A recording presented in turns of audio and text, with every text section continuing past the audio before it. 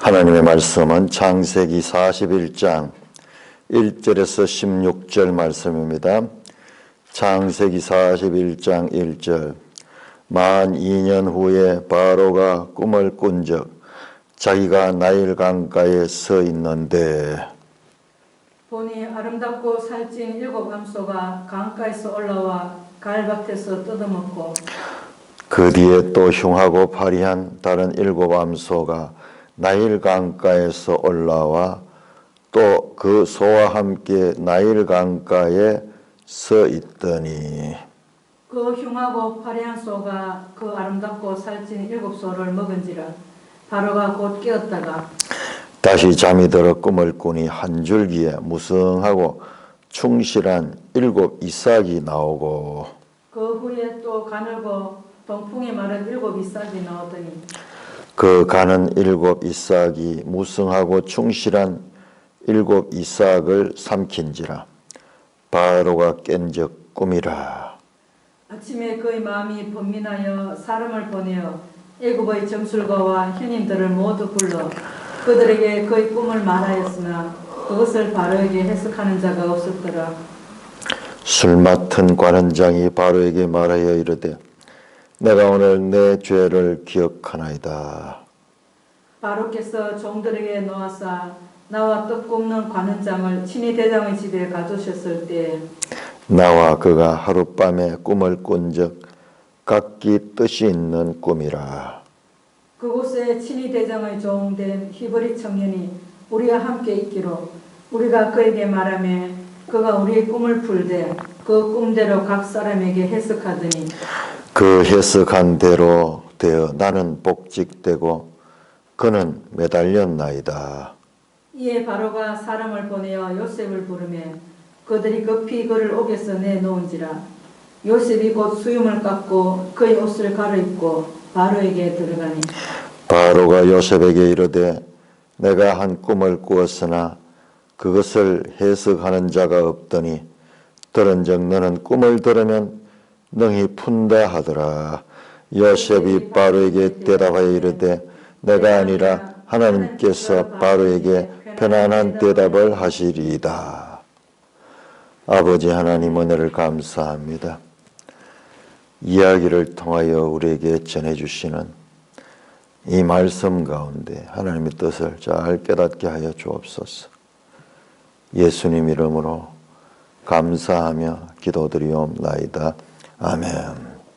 자, 만 2년 후에 그러니까 40장에 꿈을 해몽하고 간곡하게 자신의 억울한 사정을 부탁하면서 그 출소하게 되면은 그 술 맡은 관원장이 곧 출소하게 될 텐데 출소하게 되면 나를 기억해 달라고 신신당부 부탁을 했습니다. 당신이 잘 되시거든 나를 생각하고 내게 은혜를 베풀어 달라. 이 은혜가 40장 14절 나오는 이 은혜가 헤세드입니다. 헤세드. 자, 우리 이 단어는 반드시 알아둬야 됩니다. 헤세드. 은혜, 긍휼, 사랑, 자비, 뭐 이렇게 문맥에 따라서 번역되는 원어가 헤세드입니다. 나를 생각하고 자카를 해달라. 기억해달라. 기억해달라. 자카를 해달라. 내 사정을 바로에게 하려 나를 이 집에서 건져 주소서 구해달라고 자신을 구해달라고 그렇게 부탁을 간절히 합니다. 당신이 잘 되시거든. 4장 14절. 그런데 4장 23절에 술 맡은 관원장이 요셉을 기억하지 못하고 그를 이르더라. 요셉의 꿈 해몽대로 출소하게 되는 술 맡은 관원장, 그는 다시 복권됐습니다. 복권됐어요. 그래서 왕의 지금 거리에서 왕을 보좌하고 왕을 섬기는 그 최고의 신복이고 가장 믿을 만한 사람들이죠. 이 고대 왕들의 음식을 담당한다는 것은.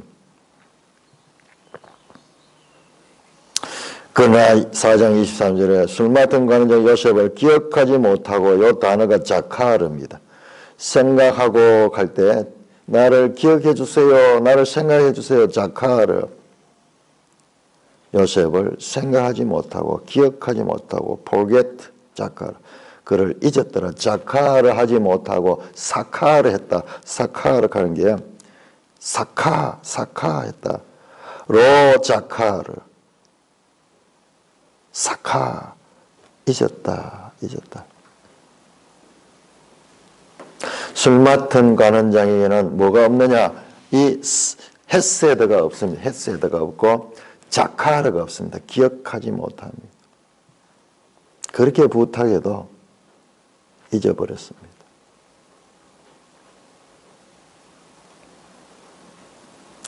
기억하지 못하고 잊어버리는 사람과 은혜를 베풀어 주시며 그리고 잊지 아니하시는 하나님. 자, 여기에 복선이 깔려 있어요. 10장 23절에 술 맡은 관원장은 요셉을 기억하지 못하고 그를 잊었더라. 여기에 앞으로 이 사건이 어떻게 앞으로 전개될 것인가 우리에게 긴장감을 주면서 복선을 깔고 있습니다. 마치 영화의 한 장면 같은, 영화 같으면은 갑자기 화면이 어느 물체를 탁 비추면서 그 다음에 탁 떠나갈 적에 그 물체가 가지고 있는 그 의미가 있어요. 요셉을 기억하지 못하고 그래요. 자, 그리고 만 2년이 지났습니다. 2년이 지났다. 하루하루가 참으로 얼마나 오늘이면 그렇게 열흘을 지나고 한 달을 지나고 100일이 지나고 그리고는 자신도 이제 기대를 하지 않았겠죠. 완전히 자신의 기대가 무너집니다. 이 술 맡은 관원장이 복직돼서 나를 구해주지 않을까. 하루하루 마음을 졸이면서 기다렸을 거예요. 그 성경 그거 기록하고 있잖아요.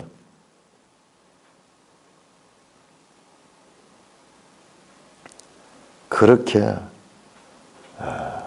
요셉의 마음의 간절함과는 전혀 무관하게 세월은 흘러갑니다. 2년이나 지났습니다. 바로가 꿈을 꿨는데 자기가 나일 강가에 있는데 꿈을 꿨는데 두 개의 꿈을 꿨습니다. 하나는 살찐 7 암소가 그 다음에 아주 파리한 먹지 못해서 굶주린 흉한 7 암소가 먼저 나온 7 살찐 암소를 뒤에 나온 7 암소가 그것을 먹어버린 거예요. 바로가 꿈에서 깬 적 참으로 흉몽 섬찟한 흉몽을 꾸었습니다. 5절이면 다시 잠을 들어 꿈을 꾸니 이번에 또 이 꿈을 꾸는데 한 줄기에 무성하고 충실한 7 이삭이 나오고 그 다음에 또 뒤에 가늘고 동풍의 말은 동풍은 항상 이 사막바람입니다. 뜨거운 바람이에요. 그 다 말라버려요. 동풍이 불면은. 서풍은 비를 가져오고 시원한 바람이고 동풍은 저 사막을 통해서 오는 바람이에요.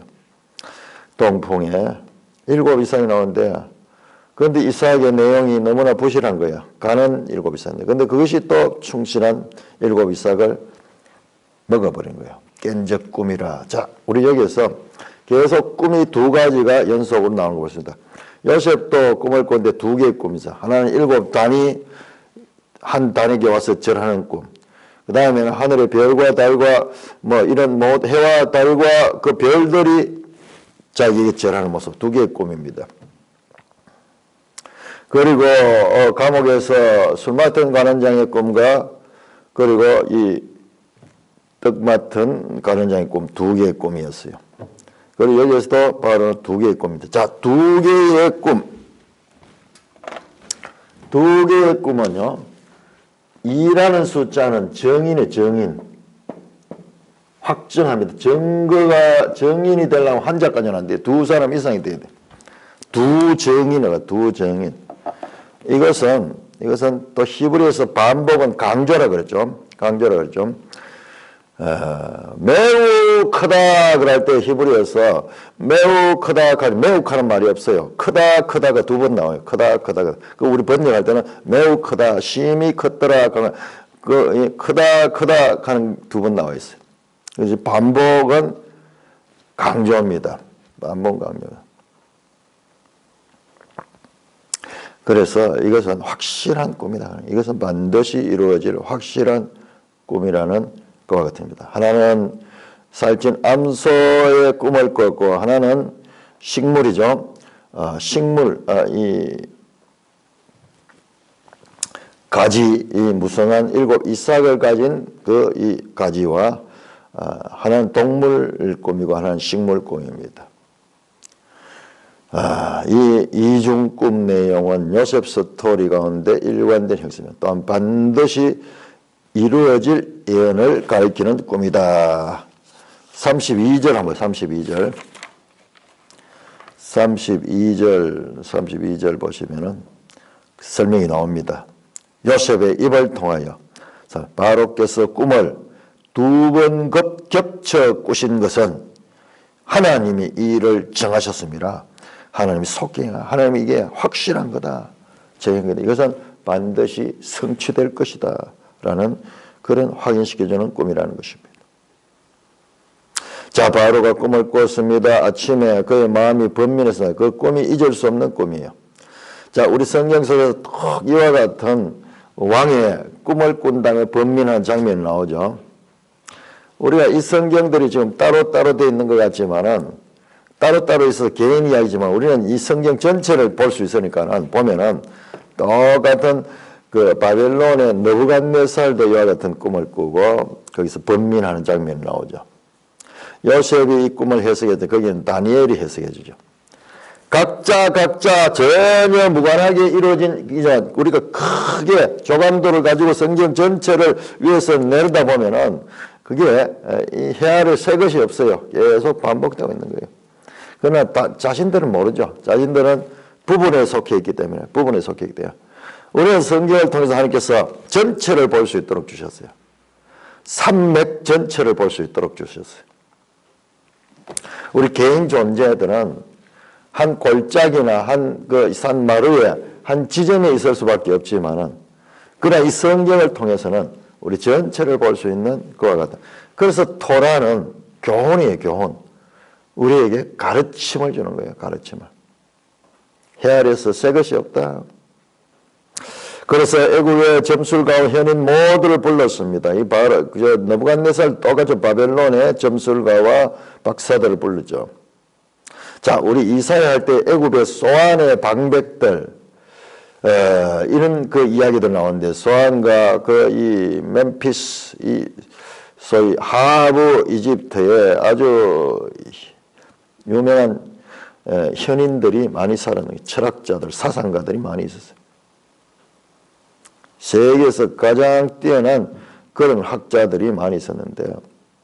대단하죠. 애굽의 그 피라미드 짓거나 애굽의 건축물 보면 고대 건축물인데 고도로 수학적이고 그리고 건축학적인 그런 구조를 가지고 아직까지 유지되고 있잖아요. 보통 지혜로서 할 수 없는 거예요. 지금도 불가사의 하다가 불가사의. 어떻게 그 많은 돌들을 그렇게 이동시켜 왔으며 그걸 또 깎아가지고 그거를 이렇게 구조적으로 잘 만들어서 그리고 거기에요. 그냥 방향이나 이런 게 그 꼭지점, 피라미드 꼭지가요. 저 별자리가 또 연결이 되어 있어요. 그냥 되는 게 아니에요. 그야말로 아주 고도의 지혜를 가지고 만드는데요. 그 애굽의 유명한 점술가는 오늘날 개념하고 다릅니다. 이 당시로는 최고의 소위 이 천문학자들이죠. 꿈을 말했지만은 그것을 바로에게 해석하는 자가 없었더라. 세계 최대 제국이며 가장 문명국인 애굽의 최고의 학자들도 그 꿈을 해석하는 데는 무능했다 하는 거예요. 세상 지혜가 가지고 있는 한계를 보여줬습니다. 이들 지혜자들이 지혜를 가지고 하면은 세상에 못 이룰 것이 없는 것 같지만, 그러나 그에 의해서는 무능한 인간 세상의 최고의 문명국에 무능하고 그리고 무지하고 미련함을 드러내고 있습니다. 9절입니다. 술 맡은 관원장이 바로에게 말하여 이르되 내가 오늘 내 죄를 기억하나이다. 그러면서 과거 이야기를 하는 거예요. 자, 이거 문학적으로 한번 보세요. 문학적으로. 전개가요, 아주 빠르면서 설명이 없잖아요. 암시로 탁 하면서 내가 내 죄를 기억하나이다. 지금 이 말이 뭐냐? 우리가 40장에서 요셉이 은혜를 베풀어 달라고 기억해 달라고 그렇게 당부하던, 그러나 술 맡은 관원자는 까맣게 잊어버렸던 그 장면을 그 복선이 깔려 있었는 거예요. 기억하지 못하였더라. 이제 기억을 하는 거예요. 이게 기억을 이제. 자, 무심한 듯하고 요셉의 형편은 아랑곳하지 않고 세월은 흘러가고 있고, 그리고 하나님은 요셉을 잊어본 듯 무심한 듯 하지만 하나님은 하나님의 때, 가장 적확한 하나님의 때, 가장 필요한 하나님의 때에 하나님의 일을 하시고 그를 자카르시킵니다. 기억시킵니다. 긴장감이요. 아주 이 문학적으로도 이 창세기를 보면요, 정말 그게 고도의 문학적인 그런 표현법들이 그 속에 함축되어 있습니다. 부탁했는데 기억지 못했어. 우리 독자들도 실망하고 요셉은 말할 것도 없고 실망하고 언제나 그랬는데 무심한 세월은 계속 흘러갔지만 그러나 가장 적확한 때 하나님은 술 맡은 관원장을 생각을 기억하게 하십니다. 반전이라니 반전. 40장 20절에 기억하지 못했더라 그런데 기억하나이다 하면서 이제 반전이 일어납니다. 이게 문학적인 장치들이에요. 요셉의 나락에 대한 안타까움을 뒤집어 엎을, 여기까지 우리에게 긴장관계를 주었던 그 사건이 이제 뒤집어지는 반전이 일어납니다. 그러면서 과거에 자신이 감옥에 있을 적에 꿈을 꾸었던 이야기를 하면서, 그때 히브리 청년 하나가 꿈을 해석했는데 그 꿈 해석이 그대로 맞아서 제가 지금 왕 앞에 이렇게 서 있습니다.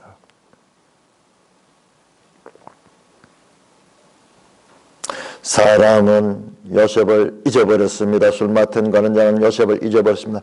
그러나 그 잊어버림조차 하나님의 뜻 가운데 잊어버린 것이며 이때를 위하여 결정적으로 기억하게 했습니다. 만약 그 이전에 기억을 하고 요셉을 풀어줬다면 지금 이런 일과는 연결이 안 됐을 수도 있어요.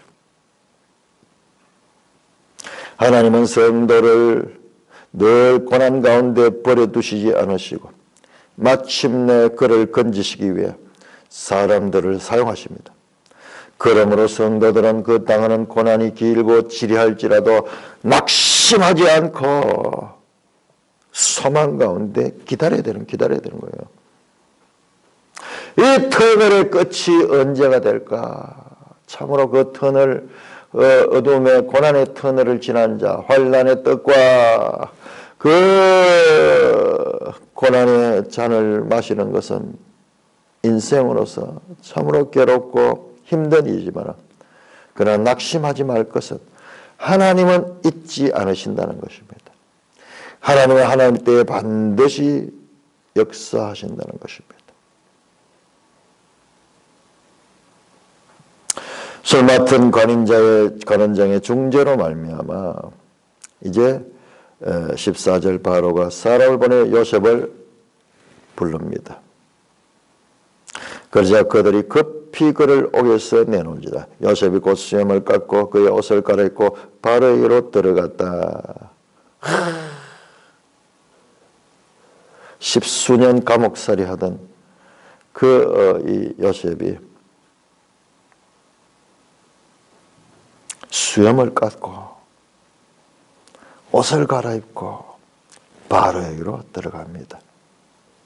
옷을 갈아입고 옷 때문에 바로 이 요셉은 많은 어려움을 했는데 이제 그 옷을 갈아입고 바로게 됩니다. 바로가 요셉에게 이르되 내가 한 꿈을 꿨으니 그걸 해석한 자가 없더니 들은 적 너는 꿈을 들으면 능히 푼다 하더라.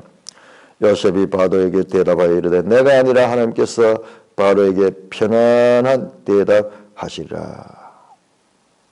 왕을 알현하는 가운데 얼마나 두렵겠어요. 저 미천한 자들.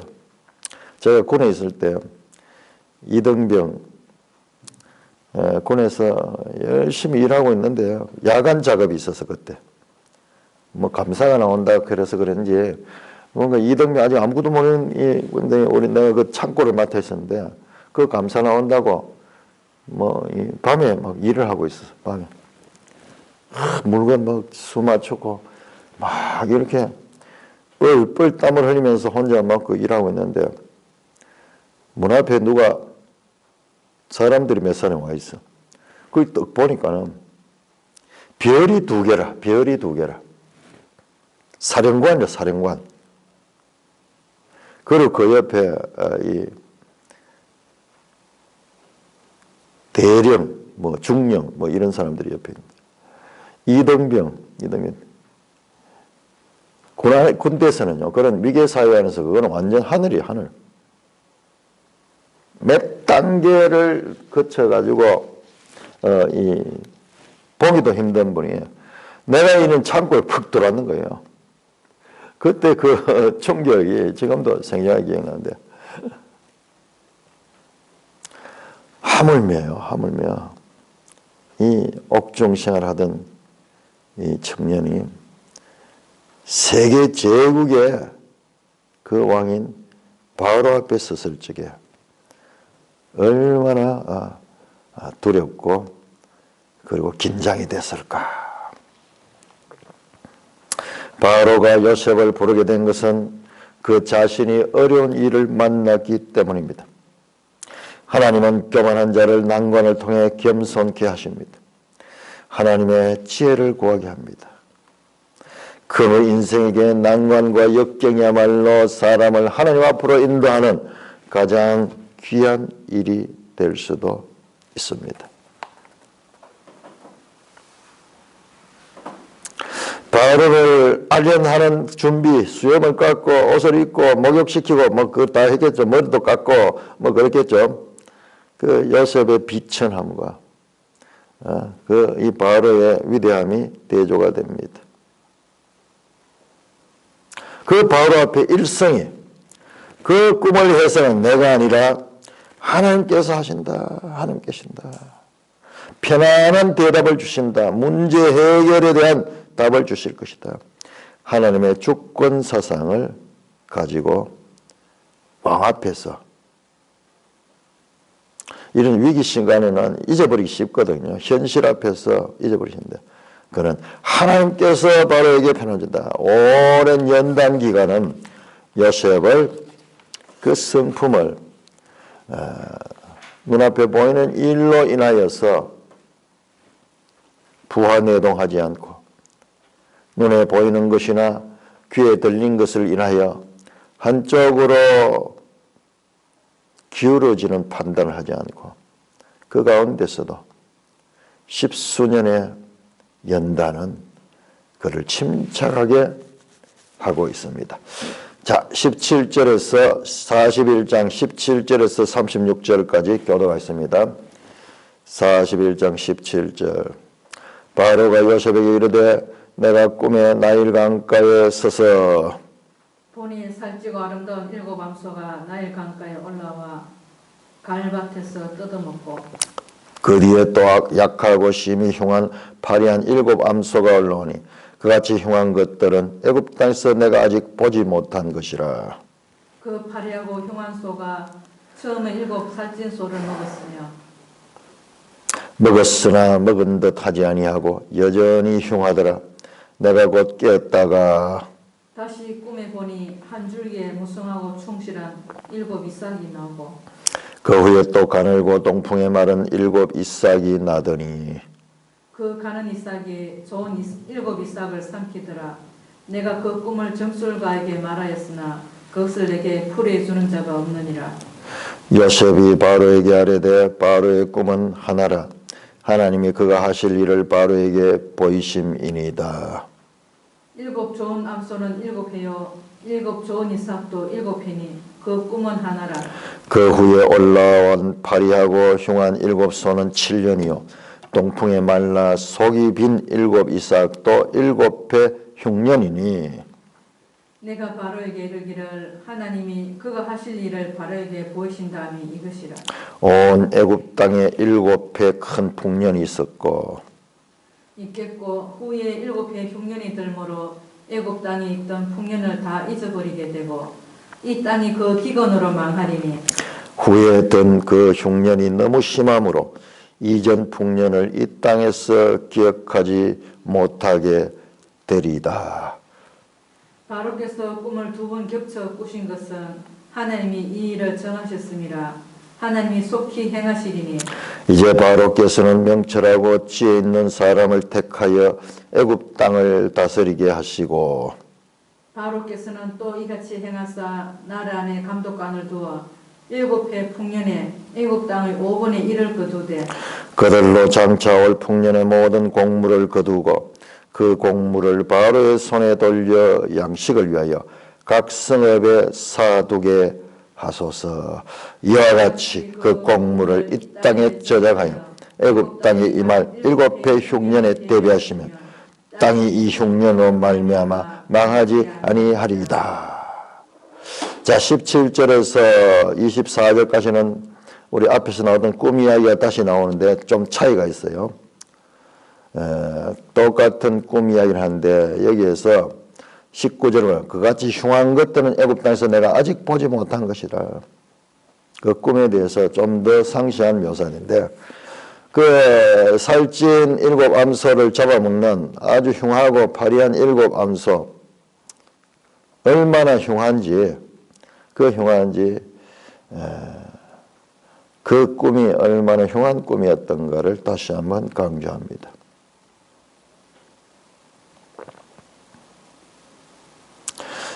이것은 그 흉년이 얼마나 심할 것인가를 더욱더 강조해주는 그와 같은 내용으로 사용되고 있습니다. 자, 이렇게 바로는 꿈을 다시 한번 이야기하면서 요셉에게 그 꿈을 풀이할 자가 없다. 그러니까는 25절입니다. 요셉이 바로에게 아뢰되 바로의 꿈은 하나라. 그게 2개 꾸었지만 그 꿈은 같은 내용이다. 하나님이 그가 하실 일을 바로에게 보이심이라. 하나님이 그가 하실 일을 바로에게 보이십니다. 7 좋은 암소는 7회요 7 좋은 이삭은 7회니 그 꿈은 하나야. 다시 한번 그 둘 꿈이 하나인 것을 강조합니다. 27절 그 후에 올라오고 파리하고 흉한 7 소는 7년이요 동풍에 말라 속이 빈 이삭도 7회 흉년이니 내가 바로에게 이르라 하나님이 그가 하실 일을 바로에게 보이신다함이 이것이라. 반복해서 하나님이 그가 하실 일을 바로에게 보이셨다. 자, 요셉의 대답 가운데 우리는 요셉이 13년 동안 그 감옥에서 어떤 삶을 살았는지 대해서는 별 정보가 없어요. 자, 그 가운데서 하나님 함께 해줬다는 것은 우리가 보았는데 하나님과 이 요셉의 관계가요. 우리가 생각하는 것과 다를 수가 있어요. 우리는 요셉 안에서 언제 나갈까 탄식하고 한숨 쉬고 실망하고 원망하고도 있었겠지만 그 이후에는 그렇지 않았던 것 같아요. 하나님과 깊은 교통이 있었던 것 같아요. 우리가 소설을 써서 요셉을 성경에 나온 요셉과 다르게 했을 수도 있어요. 탄식하고 한숨 쉬고 물론 그런 과정들이 있었겠죠. 그러나 그러나 어느 이 과정이 지난 이후로 요셉은 그 마음이 하나님과 깊이 통하는, 그래서 범사에 하나님을 인정하는 그와 같은 삶을 살다. 그래서 마을마다 하나님이 그거 하시리를, 하나님이 그거 하시고. 자, 32절에 바로에게 꿈을 2번 겹쳐 꾸신 것은 하나님이 이 일을 정하죠. 하나님이 속히 행하시겠다. 자, 제가 어제도 그렇게 말씀드렸죠. 족장들 아브라함과 이삭과 야곱에 있어서, 이삭의 경우는 좀 예외적이죠. 이삭의 경우는 좀 예외적이죠. 저는 이 아브라함과 야곱의 경우에 하나님의 직접 계시, 명령하시고 말씀하시고 직접 계시가 여러 번 나왔죠. 그러나 요셉 기사에는 전혀 그런 게 나오지 않습니다. 그럼에도 불구하고 요셉의 생각, 요셉의 마음속에 하나님이 함께 하시고, 그리고 그의 말마다 하나님이 경영하신다는 하나님의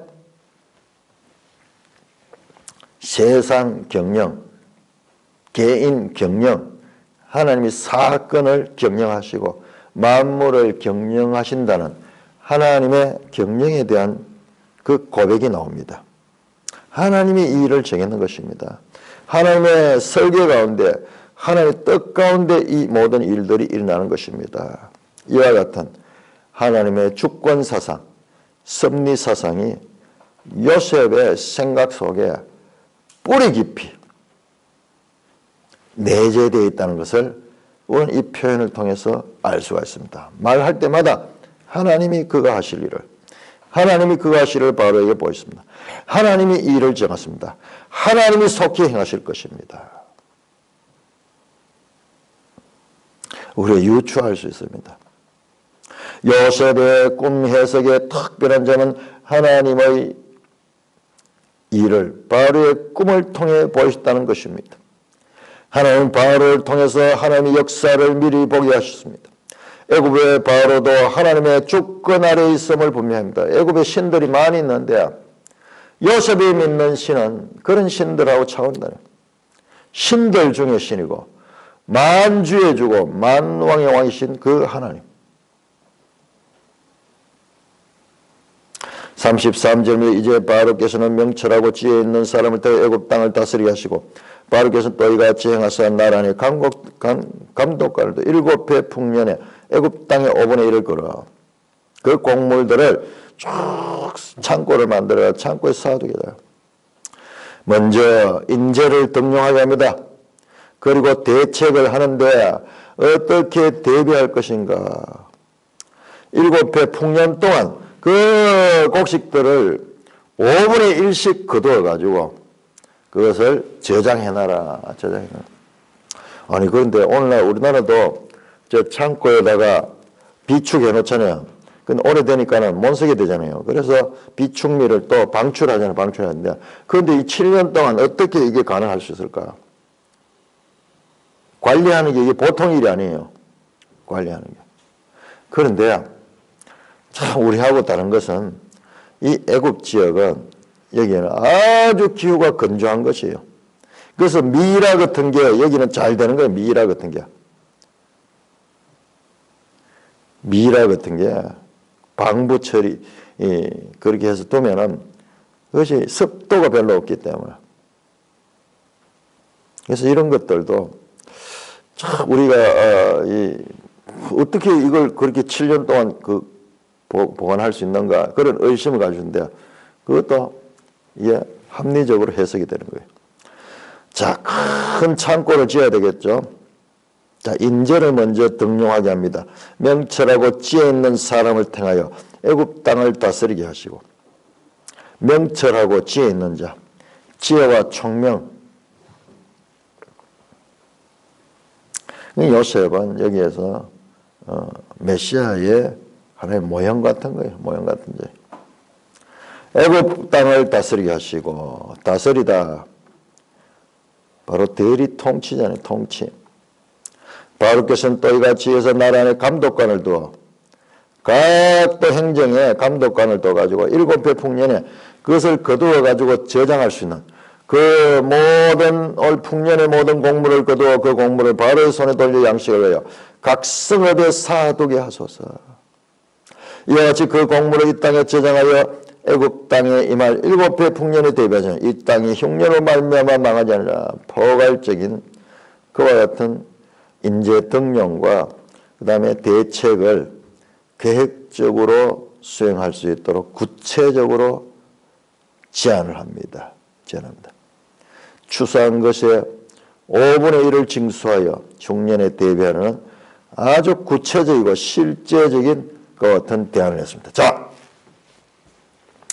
자, 우리 출애굽기 1장에 보면요. 출애굽기 1장에 보면 국고성이네. 국고성. 비톰, 람셋. 자, 국고성이 가는 게 뭔가? 국고성이 뭔가? 그 애굽의 노예들이 그 이스라엘 노예들이 그 애굽에서 건축했는데 국고성 비돔과 람셋을 건축했다 그러는데 이 국고하는 게 이게 제가 찾아보니까는 그 스토어 창고예요. 창고. 이런 창고. 큰 창고예요. 그건 거대한 창고. 이렇게 해서 나중에는 이제 성공적으로 그 위기를 극복하게 되죠. 위대한 이 관리의 역할을 감당하게 되죠. 그래서 그 이후에도 이와 같은 이 창고를 애굽에서는 지어가지고 그런 대비했던 그런 흔적들이 우리 출애굽기에도 딴 게 아니고 국고성 비톰과 람셋을 지었다. 국고성 이와 같은 창고거든. 그래서 국력이 나중에 이 정책을 통해 가지고 국가가 그 모든 것을 관리할 수 있는 그런 힘을 갖게 되죠. 그래서 계획 경제를 통해 가지고 나중에 왕권을 강화시키는 그 일은 바로에 있어 가지고는 참으로 자신에게 이로운 일이고 그리고 통치에 있어 가지고 아주 결정적인 그와 같은 기회를 마련해 줍니다. 찬송가 379장입니다. 찬송가 379장.